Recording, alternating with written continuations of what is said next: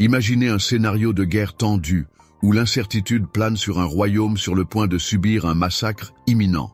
Les forces ennemies, nombreuses et implacables, avancent avec l'intention de détruire, et le désespoir commence à prendre le dessus. Mais dans le moment le plus sombre, quelque chose d'extraordinaire se produit. Un ange céleste, envoyé par Dieu, apparaît sur le champ de bataille. Ce qui suit est une scène épique de puissance divine, où cet ange vainc pas moins de 185 000 soldats, déjouant les plans de destruction et assurant la survie du royaume. Dans cette vidéo, nous verrons tous les détails de cette guerre. Alors, préparez-vous, cliquez sur le bouton j'aime, abonnez-vous à la chaîne et suivez l'histoire. Dans le contexte turbulent des royaumes antiques, une figure notable émerge sous le règne de Juda, le roi Ézéchias, fils d'Achaz. Il monta sur le trône à l'âge de 25 ans, vers 715 av. J.C., après la mort de son père. Mais plus qu'une simple succession dynastique, Ézéchias s'est distingué par son profond engagement envers le Dieu d'Israël. Dès les premiers jours de son règne, il fit preuve d'une dévotion indéfectible au Seigneur. Sa première action majeure fut une campagne vigoureuse de purification du temple de Jérusalem, conscient de l'importance de ce site sacré. Ézéchias s'est consacré à éliminer toute trace d'idolâtrie présente dans le temple, en détruisant les autels dédiés aux dieux païens et en enlevant les idoles qui avaient détourné le cœur du peuple. Mais Ézéchias ne se limita pas à détruire les éléments idolâtres. Il a également promu le véritable culte du Seigneur, en établissant des pratiques et des rituels qui ont renforcé la foi au Dieu d'Israël, rétablissant la pureté spirituelle du temple. Son combat contre l'idolâtrie n'était pas seulement un geste formel, mais un reflet sincère de son cœur. Son zèle pour Dieu était évident, car il n'hésitait pas à affronter les pratiques qui avaient détourné la nation de son dessein divin.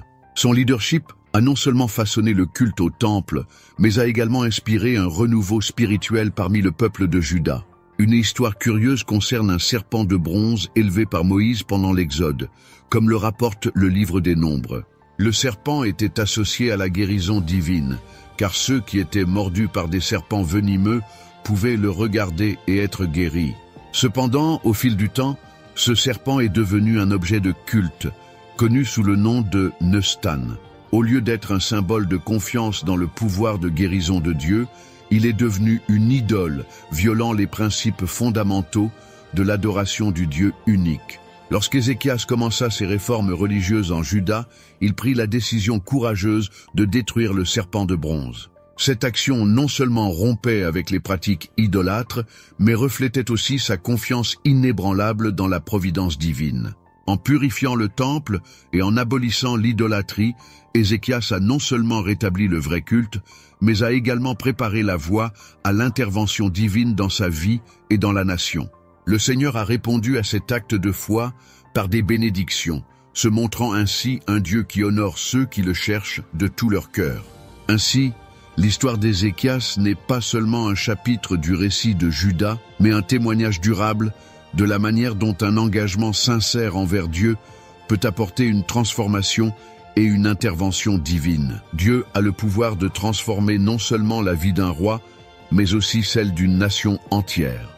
L'héritage de fidélité laissé par Ézéchias nous rappelle l'importance de placer Dieu au centre de nos vies et de nos sociétés. Cependant, le pire restait à venir. À une époque de troubles politiques et de menaces constantes, l'ombre imposante de Sennachérib, roi d'Assyrie, planait sur les frontières de Juda.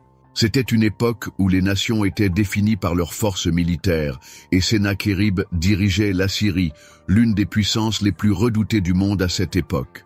L'armée assyrienne, connue pour sa cruauté et son efficacité, représentait une menace imminente pour les royaumes voisins. Dans sa quête d'expansion, Sennachérib avança sans pitié à travers les villes de Juda, laissant la destruction sur son passage. Mais son attention était fixée sur la perle de la région, Jérusalem. Ézéchias, le roi craignant Dieu, se retrouva acculé par la menace assyrienne. Cherchant une solution pacifique, il tenta de persuader Sennachérib de renoncer à envahir Jérusalem. Dans un geste désespéré, il offrit un tribut important, mobilisant les trésors du temple et du palais de Jérusalem. Le tribut fut colossal. 10 tonnes et demie d'argent et 1 tonne et 50 kilos d'or. Cette offrande reflétait non seulement une grande richesse matérielle, mais aussi la profondeur du désir de préserver la ville sacrée. Ézéchias, dans sa quête de paix, était prêt à sacrifier des trésors inestimables pour protéger son peuple et sa capitale. Cependant, la réponse de Sennachérib révéla l'arrogance typique des conquérants de l'époque.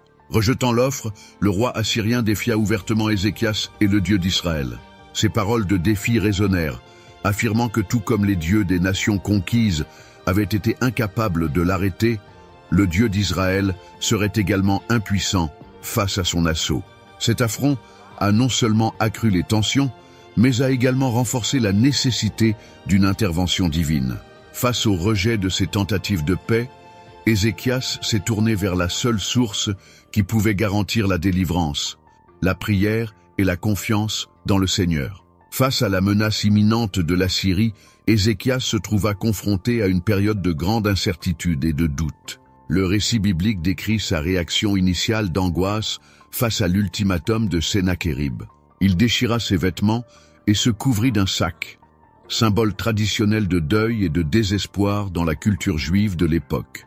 Le cœur d'Ézéchias était profondément désespéré, mais sa foi demeurait ferme. Alors que les ombres de l'invasion planaient sur Jérusalem, Ézéchias choisit de ne pas céder à la panique, mais d'élever son cri vers le Dieu d'Israël. Au lieu de succomber complètement à la peur et à l'incertitude, Ézéchias a pris des mesures concrètes.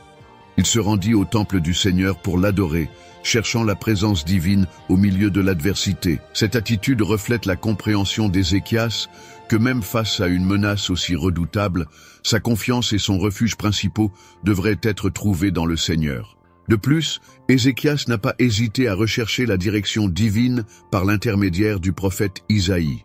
Il envoya une délégation auprès du prophète, vêtue d'un sac en signe d'humilité et de supplication.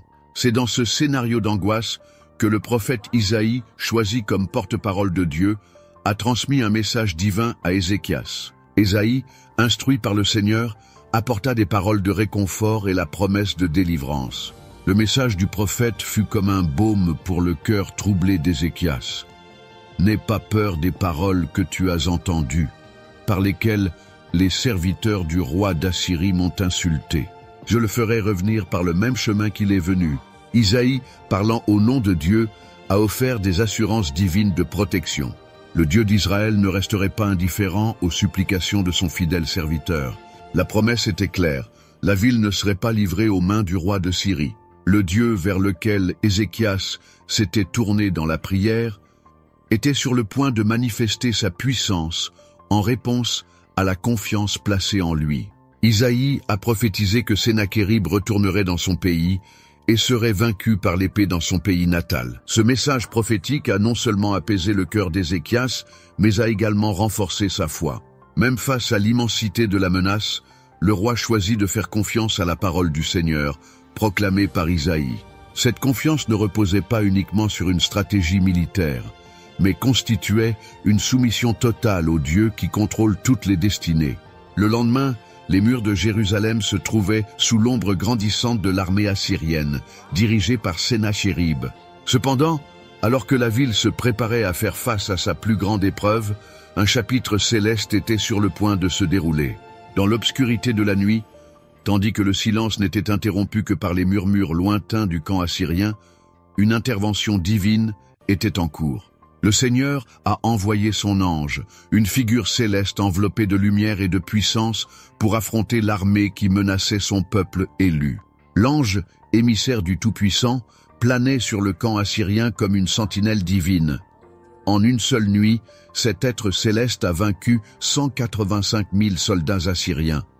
Le champ de bataille céleste dépassait la compréhension humaine, et la victoire ne venait pas de stratégie militaire, mais de la puissance surnaturelle de l'ange envoyé par Dieu. Ce miracle ne se limite pas à une défaite militaire, était une manifestation tangible de la sollicitude et de la protection divine. La promesse faite par l'intermédiaire du prophète Isaïe était en train de s'accomplir.